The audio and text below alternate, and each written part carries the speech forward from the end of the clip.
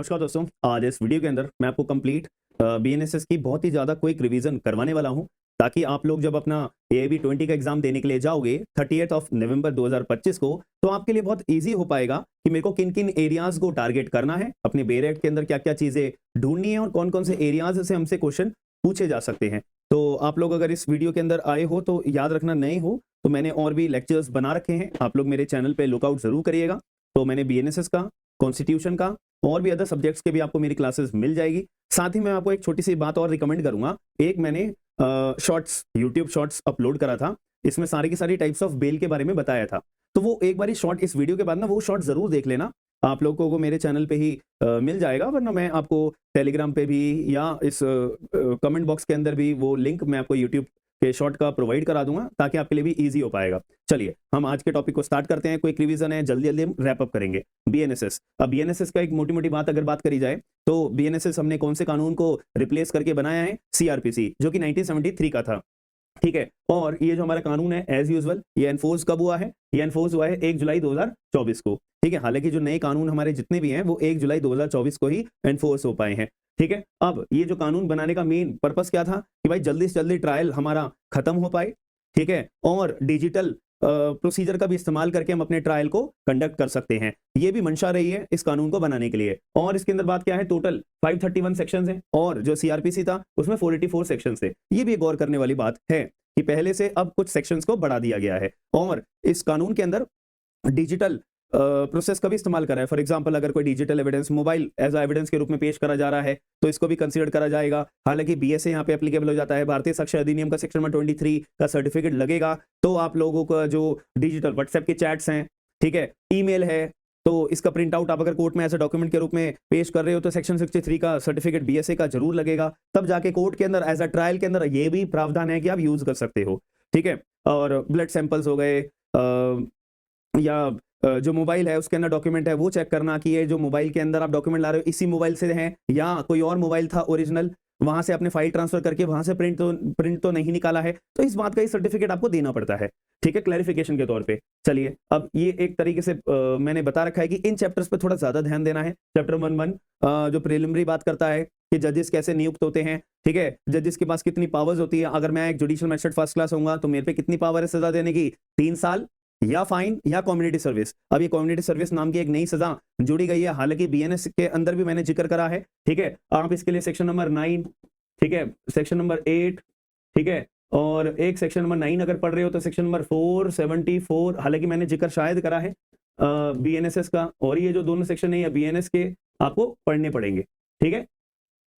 तो community service का मतलब पहली वाली सेशंस में भी मैंने बताया क्या होता है। कम्युनिटी सर्विस यानी कम्युनिटी की सर्विस करना, समाज की सेवा करना, इसको क्या बोलते हैं? Community service. तो कोर्ट जो है अगर, और थेफ्ट अगर अपराध होता है, बीएनएस के अंदर भी मैंने आपको पढ़ाया था रिवाइज करवाने के लिए। पहले तो बताओ थेफ्ट नाम का अपराध कौन से सेक्शन में है? क्वेश्चन है आपसे, आप लोग कमेंट बॉक्स के अंदर बताइएगा, ठीक है। कहां पे बता रखा है कि बीएनएस के अंदर थेफ्ट नाम का अपराध, फला फला क्या क्या एसेंशियल्स हैं, तो ये सारी बातें आप लोग कमेंट बॉक्स के अंदर मुझे बताइएगा। और मुद्दे की बात, तो अगर कोई भी 5,000 रुपए से कम की वैल्यू की चोरी कर जाती है तो वहां पे भी कम्युनिटी सर्विस कोर्ट के द्वारा दी जाती है। तो कम्युनिटी सर्विस का मतलब है समाज की सेवा करना, ठीक है। चलिए, तो क्रिमिनल कोड्स हमारी कैसे बनाई जाती है, कौन कौन सी क्रिमिनल कोड्स हैं? हालांकि इसमें भी एक अमेंडमेंट करी गई है चैप्टर नंबर 2 के अंदर कि पहले कौन कौन सी क्रिमिनल कोड होती है। एक तो हमारी आप लोग थोड़ा नीचे से ऊपर चलते हैं या ऊपर से नीचे चलते हैं। एक होती है हमारी सेशन जज की क्रिमिनल कोड होती है, एक साथ में एडिशनल सेशन जज की भी कोर्ट होती है। पहले क्या हुआ करता था, एक असिस्टेंट सेशन जज की भी कोर्ट होती थी, लेकिन इसको क्या कर दिया, डिलीट कर दिया गया है। ये एक अमेंडमेंट है, आपको याद रखनी पड़ेगी। अब इससे नीचे आते हैं, इसके बाद हमारी मैजिस्ट्रेट्स की कोर्ट होती है, हाँ है ना। अब मैजिस्ट्रेट साहब किनको कहेंगे? एक तो हमारे जुडिशियल मैजिस्ट्रेट सेकंड क्लास होते हैं, एक जुडिशियल मैजिस्ट्रेट फर्स्ट क्लास होते हैं, एक सीजेएम साहब होते हैं, ठीक है, यही तो होते हैं। इनके साथ में ना, अब मेट्रोपॉलिटन सिटीज में बोले जाता था कि एमएम की कोर्ट होगी या सीएमएम की कोर्ट होगी। अब इन कोर्ट्स को डिलीट कर दिया गया है, ये भी बात आपको पता होनी चाहिए, ठीक है जी। इतनी बात अगर आपको पता है तो बहुत अच्छी बात है। अब आपको क्या अपना दिमाग लगाना है रिवीजन के पर्पस के लिए।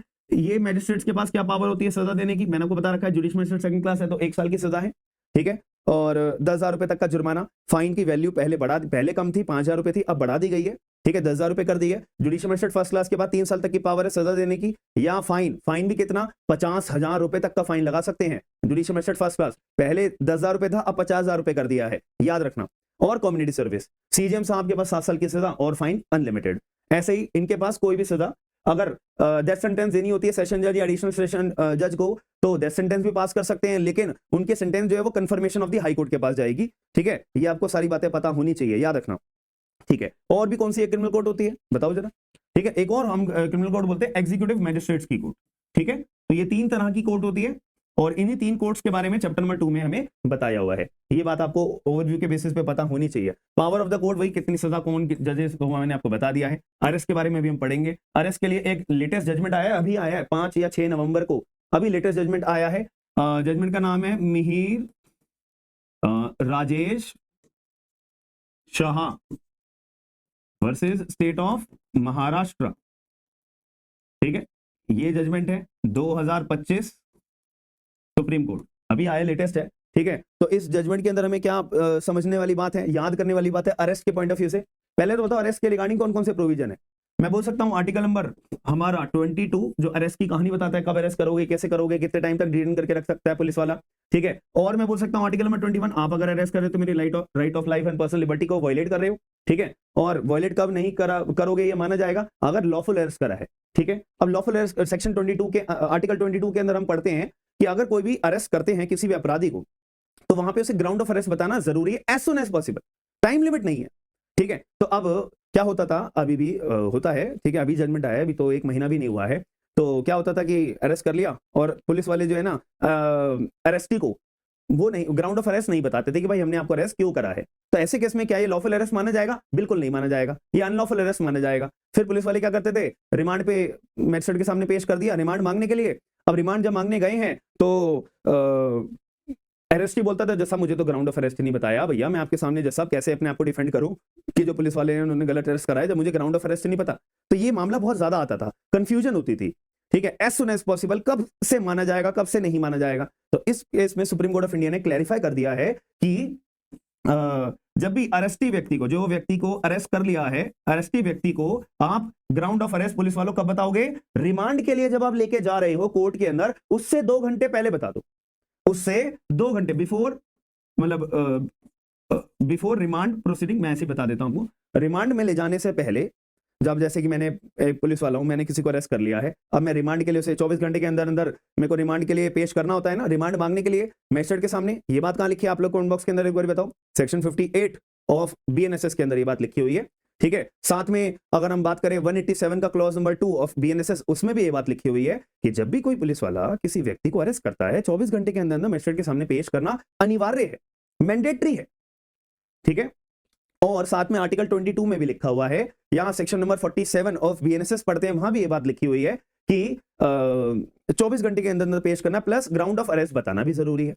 अब कितनी देर में बताना है ग्राउंड ऑफ अरेस्ट, ये नहीं बताया, तो इसमें कंफ्यूजन होती है। सुप्रीम कोर्ट ने बोला जब भी रिमांड के लिए आप लेके जा रहे हो भाई, तो उससे 2 घंटे पहले आप अरेस्टी को, व्यक्ति को जिसको अरेस्ट करा, उसको ग्राउंड ऑफ अरेस्ट बता देना, दैट्स इट।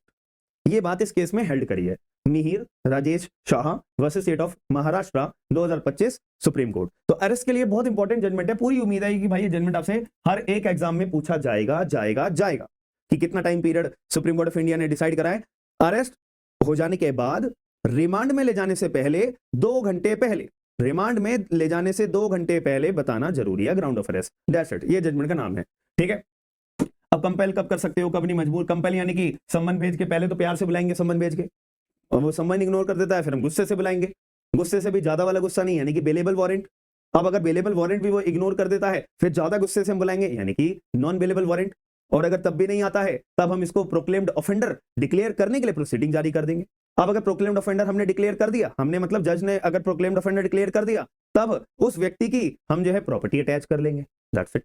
अब तो मजबूर होगा, अब तो कोर्ट के अंदर अपीयर होगा, तो ये कंपेल करने वाली प्रोसीडिंग्स है। ठीक है, वही प्रोडक्शन ऑफ अ डॉक्यूमेंट, ये बहुत इंपॉर्टेंट है कि अब मेरे पास कोई डॉक्यूमेंट है, हालांकि मैं ना तो एक्यूज हूं, ना मैं तो स्टेट की तरफ से हूं, ना ही मैं एक्यूज की तरफ से हूं, मान लेते हैं, या मैं हूं भी, ये भी मान लेते हैं, मेरे पास एक डॉक्यूमेंट है और वो डॉक्यूमेंट बहुत इंपॉर्टेंट है।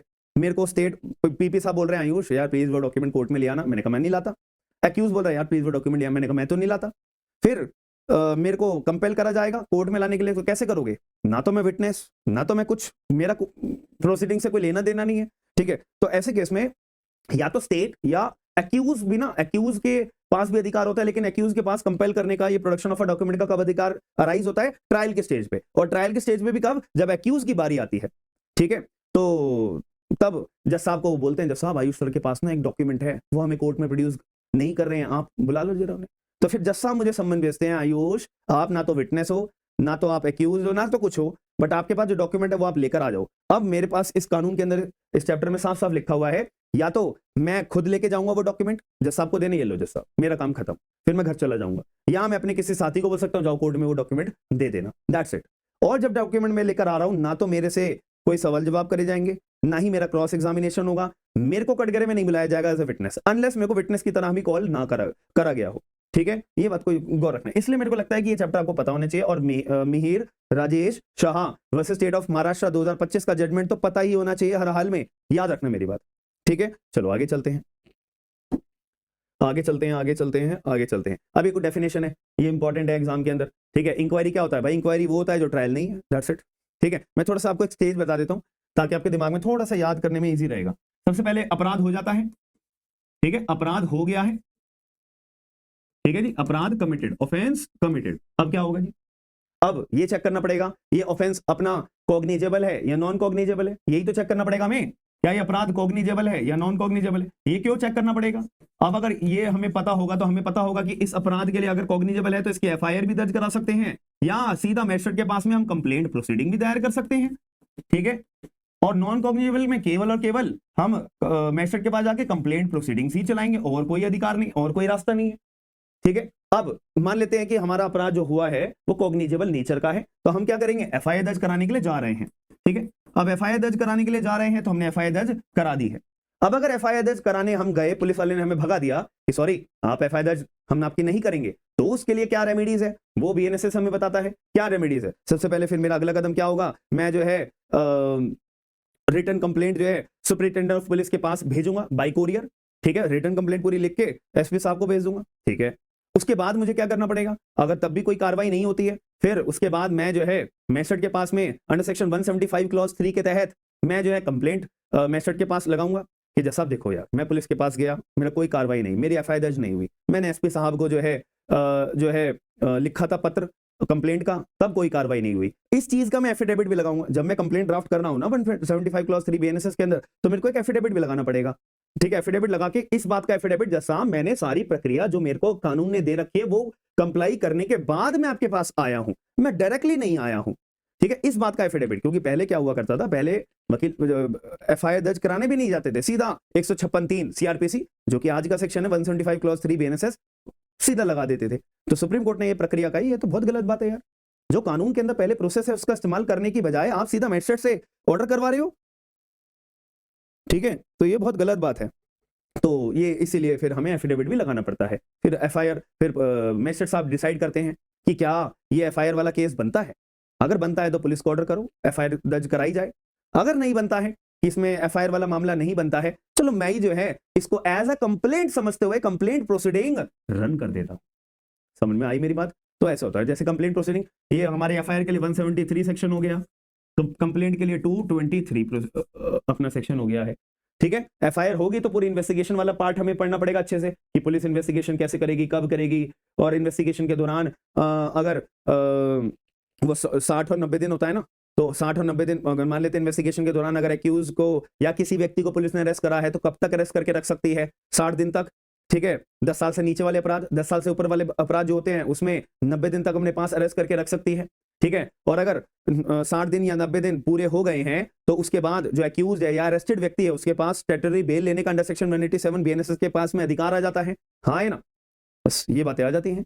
ठीक है, पूरा कंप्लेंट का हमारा प्रोसेस होता है। फिर पुलिस जो चार्जशीट जमा करती है 193 के अंदर बीएनएसएस में चार्जशीट जब जमा करती है, या चार्जशीट 193 का क्लॉज नंबर 6 या 7 आप पढ़ोगे, ठीक है, उसमें एक बात और लिखी हुई है कि जब एफआईआर दर्ज हो जाती है उसके बाद में पुलिस वालों की ड्यूटी है कि वो 90 दिन के अंदर अंदर बताएगी कि कैसा अपराध की जो इन्वेस्टिगेशन है कौन सी स्टेज पे आ चुकी है, कितनी इन्वेस्टिगेशन करी है। जो इन्फॉर्मेंट होता है उसको इन्फॉर्म करना मैंडेटरी बताया हुआ है हमारे बीएनएसएस में, ये आपको पता होना चाहिए। उसके बाद में एक 193 का क्लॉज नंबर 9 है बीएनएसएस का, उसके अंदर साफ बोल रखा है कि एक बार चार्जशीट जमा हो गई है तो क्या पुलिस वाले फर्दर इन्वेस्टिगेशन कर सकते हैं।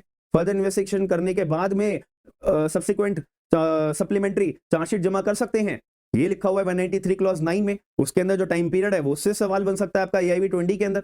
यही तो चीजें हैं और क्या है, ठीक है। चलो ये बात हमें समझ में आ गई है। तो इंक्वायरी के लिए मैंने आपको बता दिया, ठीक है। हाँ मैं थोड़ा सा और बता देता हूँ। चलो FIR दर्ज हो जाती है, FIR के बाद पुलिस वाले क्या करते हैं, इन्वेस्टिगेशन करते हैं, ठीक है। इन्वेस्टिगेशन के बाद वो या तो अरेस्ट करेंगे, किसी को अरेस्ट करना हो इन्वेस्टिगेशन करते दौरान, फिर अपना वो स्टैट्यूटरी बेल के प्रोविजंस आ जाते हैं, ठीक है। फिर इन्वेस्टिगेशन पूरी हो जाने के बाद पुलिस वाले चार्जशीट जमा करते हैं। पुलिस वाले चार्जशीट जमा किसके पास करते हैं, मैजिस्ट्रेट के पास करते हैं, ठीक है। अब मैजिस्ट्रेट के पास जब चार्जशीट आती है कि जज साहब हमारे मुताबिक ए नाम के व्यक्ति ने फला फला ऑफेंस करा है, अब इनमें हमें ये चेक करना है कि क्या ये ऑफेंसेस सारे के सारे मैजिस्ट्रेट के द्वारा ट्राई करने वाले हैं नहीं है।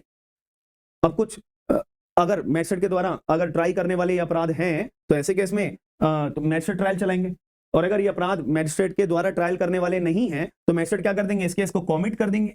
कॉमिट मतलब कि कोर्ट ऑफ सेशन, सेशन जज के पास, जो भी हमने पढ़ा था सेशन जज, एडिशनल सेशन जज, उनके पास ये कॉमिट कर देंगे, ठीक है।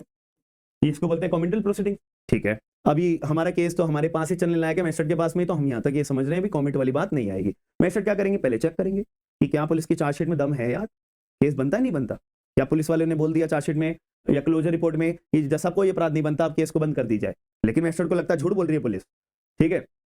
तो ये डिसाइड करेंगे कि क्या करना चाहिए आगे, नहीं तो मैजिस्ट्रेट को लगता है केस बनता है, तो मैजिस्ट्रेट क्या करेंगे, अब इंक्वायरी कंडक्ट करेंगे। इंक्वायरी में डॉक्यूमेंट्स मंगाएंगे, चेक करेंगे, एग्जामिनेशन करेंगे पार्टीज को, ठीक है। और फिर उसके बाद एग्जामिनेशन करने के बाद चार्ज फ्रेम करेंगे, ठीक है। चार्ज फ्रेम करेंगे कि तुम्हारे ऊपर अक्यूज के बताएंगे कि तुम्हारे पर फला फला ये केस बनाया है पुलिस वालों ने, तो हम इसके खिलाफ इस तुम्हारे ऊपर चार्ज लगाते हैं और ट्रायल शुरू कर रहे हैं, ठीक है। तो ये वाली जो स्टेज होती है मैजिस्ट्रेट से लेके चार्ज की, ये कौन सी स्टेज होती है, इंक्वायरी प्रोसीडिंग। चार्ज फ्रेम हो जाने के बाद फिर अपना ट्रायल शुरू हो जाएगा, ठीक है। फिर प्रोसिक्यूशन अपने विटनेसेस को बुलाएगा, फिर उनका क्रॉस एग्जामिनेशन होगा, फिर डिफेंस काउंसिल अपने विटनेसेस बुलाएगा, फिर उनका क्रॉस एग्जामिनेशन होगा, उसके बाद आर्ग्यूमेंट होंगे, उसके बाद जजमेंट आएगा। ये सारी की सारी स्टेज होती है ट्रायल की, दैट्स इट। ये बात को याद रखना, ये बहुत कम लोगों को पता होती है ये वाली बात। और ये वाली जो प्रोसेस होता है, ये पूरा प्रोसेस होता है हमारा इन्वेस्टिगेशन। तो मैंने आपको सारी चीज बता दिया, इन्वेस्टिगेशन की प्रोसीडिंग, इंक्वायरी की और ट्रायल की। ये तो आपको दिमाग में क्लियर रखनी ही पड़ेंगी एज एन एडवोकेट, अगर ये नहीं पता तो क्या पता, ठीक है। ये ही तो गढ़ होता है हमारा सभी लोगों के वकीलों का, ठीक है। चलो आगे चलते हैं। फिर इन्वेस्टिगेशन मैंने आपको बता दिया, प्लीडर एडवोकेट होता है, विक्टिम का मतलब कौन होता है, विक्टिम या एक बात बताओ, मेरे को गोली लग गई, मैं मर गया, ठीक है, तो मैं तो विक्टिम हुआ ना, गोली किसको लगी, मुझे लगी, मैं मर गया। अब मैं जब मर चुका हूं तो यार केस चलाने के लिए मैं थोड़ी ना आऊंगा, मैं तो मर चुका हूं, तो मेरे बिहाफ में कौन आएंगे, मेरे जो घर वाले हैं। मेरे घर वालों को क्या बोलते हैं, लीगल हेयर्स। तो लीगल हेयर्स को भी विक्टिम की डेफिनेशन में माना गया है, याद रखिएगा मेरी बात, ठीक है। ये बातें हो गई बस। इसके बाद समन केस और वारंट केस, ये तो बहुत इंपॉर्टेंट क्वेश्चन है, हर बार एग्जाम में पूछा जाता है। समन केस किसे कहते हैं, भाई ऐसा ऑफेंस जो 2 साल से कम पनिशमेंट देने वाले होते हैं उनको समन केस बोलते हैं। वारंट केस कौन सा होता है, ऐसा अपराध जो 2 साल से ज्यादा पनिशेबल होता है, दैट सेंटेंस, लाइफ इंप्रिजमेंट, वो सारे अपराध हमारे वारंट केस होते हैं। तो समन ट्रायल का प्रोसीजर अलग होता है, समन केस का प्रोसीजर और वारंट ट्रायल का प्रोसीजर अलग होता है, ठीक है। ज्यादा कुछ भी नहीं होता, चार्ज फ्रेमिंग वाली बात आती है, चार्ज फ्रेमिंग वाली बात को हम कट कर देते हैं, वो समन केस हो गया, जहां चार्ज फ्रेमिंग हो रही है वो वारंट केस हो गया। बस आपके एक बहुत इंपॉर्टेंट और क्विक रिवीजन के लिए मैं बता रहा हूं, हालांकि इसके ऊपर भी बहुत लंबी डिस्कशन होती है। अरेस्ट का मतलब मैंने आपको बता ही दिया कि अरेस्ट लॉफुल अरेस्ट होना चाहिए, अगर लॉफुल अरेस्ट नहीं है तो भाई ये कॉन्स्टिट्यूशन आर्टिकल 21 का वायलेशन है और डायरेक्ट हाथों हाथ बेल मिल जाती है, याद रखना अगर आपने प्रूव कर दिया है तो। और हैंडकफ जो है अब बीएनएसएस के अंदर अलाउ कर दिया है, हैंडकफ भी केवल लिमिटेड अपराधों के लिए ही अलाउ करा है। हैंडकफ मतलब हथकड़ियां पहनाना, कि भाई आपने ऐसा अपराध करा कि हैबिचुअल हो, वायलेंट, ठीक है, बहुत बड़े बड़े अपराधों के लिए टेररिस्ट एक्ट का अपराध करा है। बताओ एक बारी कौन से सेक्शन में टेररिस्ट एक्ट पनिशेबल है, बीएनएस के अंदर ये पढ़ाया था रिवीजन क्लास में, कमेंट बॉक्स के अंदर आप लोग मुझे बताइएगा, ठीक है। और उसको ग्राउंड ऑफ अरेस्ट बताने जरूरी है, इसके लिए मैंने आपको एक जजमेंट बताया है, मिहिर, मैं ऐसे बोल देता हूं, Mihir Rajesh Shah versus state of Maharashtra 2025 supreme court, कि रिमांड की प्रोसीडिंग स्टार्ट होने से पहले 2 घंटे पहले अरेस्टेड व्यक्ति को आप ग्राउंड ऑफ अरेस्ट पुलिस वालों बताओगे, नहीं बताया तो फिर वो लॉफुल अरेस्ट नहीं माना जाएगा, ठीक है जी। बस 24 घंटे के अंदर ये 58 ऑफ बीएनएस के अंदर बताया हुआ है, ठीक है। और कोई भी महिला को रात हो जाने के बाद आप अरेस्ट नहीं करोगे, अगर अरेस्ट करना है तो जुडिशियल मजिस्ट्रेट फर्स्ट क्लास जो महिला पुलिस है वो परमिशन लेके आएगी, मजिस्ट्रेट परमिशन देंगे, तब जाके आप महिला को रात में अरेस्ट कर सकते हो। ये बेसिक बातें पता होनी चाहिए, ये मैंने लिखी हुई है सारी, बहुत ही ज्यादा क्विक रिवीजन में। और वारंट जब जारी कर रहे हो तो वारंट जो है रिटर्न में होना चाहिए, साइंड होना चाहिए, सील्ड होनी चाहिए कोर्ट की, और ऑफेंस भी डिफाइन होना चाहिए कौन से अपराध का वारंट जारी करा गया है। ठीक है, सर्च वारंट भी जारी करते हैं, बेलेबल या नॉन बेलेबल वारंट, सब में ये चीजें, ये प्रक्रिया तो होनी ही चाहिए। ठीक है, ये बात हमें समझाती है। समन के अंदर name, address, particular of the offence ये मेंशन करना जरूरी है। इलेक्ट्रॉनिकली भी आप समन भेज सकते हो, बट याद रखना अभी सुप्रीम कोर्ट के बहुत सारे जजमेंट्स आए हैं जहां पे सुप्रीम कोर्ट ने बोला है कि भाई देखो पुलिस वाला जो है ना वो अगर कोई नोटिस भेजता है, ठीक है, अपीयरेंस के लिए, तो व्हाट्सएप पे वो नोटिस नहीं भेज सकता है, ये बात को याद रखना। ठीक है, इन्वेस्टिगेशन के दौरान इन्वेस्टिगेशन कॉग्निजेबल ऑफेंस किया तो एफआईआर दर्ज होगी बिना मजिस्ट्रेट के ऑर्डर से। ठीक है, 0 एफआईआर भी अब अलाउड कर दी है, हालांकि ये तो पहले से भी सुप्रीम कोर्ट के जजमेंट से अलाउ कर दिया गया था, बट अब स्टैट्यूटरी अलाउ कर दिया गया है कि अगर कोई अपराध, 0 एफआईआर का मतलब क्या होता है कि अगर मान लेते मैं दिल्ली में रहता हूं, ठीक है, दिल्ली में मान लेते अपराध हुआ, अपराध यहां हुआ है, एफआईआर दर्ज करा रहे हो आप हरियाणा के अंदर, तो जो हरियाणा की पुलिस है वो इंकार नहीं करेगी एफआईआर दर्ज करने से, वो ये नहीं बोलेगी जाओ जाओ जाओ जाओ, ये तो हमारा जुरिडिक्शन है ही नहीं, भाई हमारे जुरिडिक्शन में तो अपराध हुआ ही नहीं है तो हम एफआईआर दर्ज क्यों करें, नहीं, हरियाणा पुलिस मना नहीं करेगी, बल्कि हरियाणा पुलिस 0 एफआईआर का नाम से एफआईआर दर्ज करेगी, और थोड़ी बहुत जानकारी इकट्ठी करने के बाद जो भी इंफॉर्मेंट है, फिर उसके बाद दिल्ली के जुरिडिक्शन में जहां पे अपराध हुआ है उनको पुलिस को एफआईआर हैंडओवर कर देगी, दैट्स इट। फिर दिल्ली पुलिस अपना जो है एफआईआर अपना ऑफेंस की करने के लिए शुरू हो जाएगी, बात खत्म। इसका मतलब और इससे ज्यादा और कुछ नहीं होता है। ठीक है, एफआईआर के लिए मैंने बता दिया कॉग्निजेबल ऑफेंस के लिए होती है, और 24 घंटे के अंदर एफआईआर दर्ज एक्सेसिबल अपनी करानी है। इसके ना आप थोड़ी सी एफआईआर के लिए ना कुछ चेंजेस भी हुए हैं, 173 एक बार आप गो थ्रू करिएगा, उसमें क्या लिखा हुआ है। एफआईआर तो 2 तरह से होती है, ठीक है, या तो राइटिंग में मैं कंप्लेंट दूंगा जैसे पुलिस ऑफिसर मेरे ने ये शिकायत है, एफआईआर दर्ज कर लो, या मैं मुंह से बोल के बताऊंगा, फिर पुलिस वाले हाथों से लिखेंगे, मेरे को पढ़ के सुनाएंगे, मेरा उसके बाद सिग्नेचर कराएंगे कि जो मैंने बोला है वही लिखा है और ये सिग्नेचर है। ठीक है, ऐसा भी तो हो सकता है मैंने अपने मोबाइल से पुलिस वालों को व्हाट्सएप कर दिया एक वीडियो के जरिए कि देखो ये अपराध हुआ है, इसकी मैं वीडियो भेज रहा हूं आपको। अब एफआईआर दर्ज करने के लिए बंदे का भी तो पता होना चाहिए ना किसने कंप्लेंट भेजी है।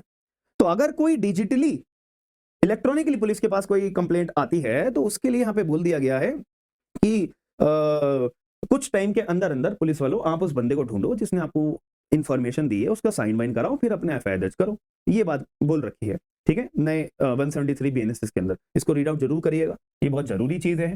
ठीक है, सर्च और सीधा वीडियोग्राफ, जब भी सर्च कर रही है पुलिस, कोई भी घर के अंदर सर्च कर रही है, कोई भी सामान को सर्च कर रही है, तो वीडियोग्राफी बनाई जाए। हालांकि इसके बहुत टैक्टिक्स होते हैं, ठीक है, बचने के, बस ये फिर भी हम तो थ्योरी वाइज पढ़ रहे हैं ना, तो ये चीजें लिखी हुई हैं, आप एक बार रीड आउट जरूर करिएगा। कस्टडी, ये मैंने आपको क्या बताया था अभी, पुलिस वाले अपने पास कितने दिन तक अरेस्ट करने के बाद रख सकती है, 24 घंटे तक।